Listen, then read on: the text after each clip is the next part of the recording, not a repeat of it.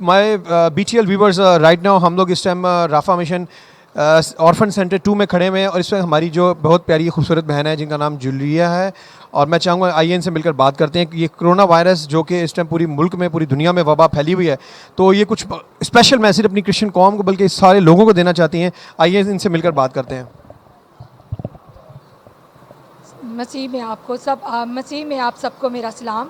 میں آپ لوگوں سے کہنا چاہتی ہوں, خاص طور پہ یہ خواتین کے لیے میسیج ہے کہ جو گھروں میں رہتی ہیں خواتین, خاص طور پہ جب وہ اس کرونا کی صد میں ساری دنیا آئی ہوئی ہے, تو آپ بار بار اپنے ہاتھ دھوئیں, ماسک لگائیں, اپنے بچوں کو جب بھی کھانا دیں تو پلیز اپنے ہاتھوں کو دھو کر کھانا دیں, اور اپنے بچوں کا خاص خیال رکھیں اور بار بار ان کے ہاتھ دھلائیں.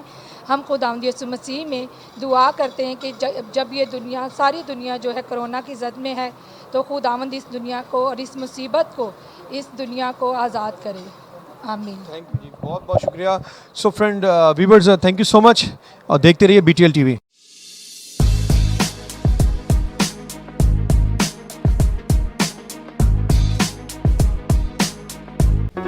Do not forget to like the video, subscribe BTL TV, and press the bell icon to receive notifications.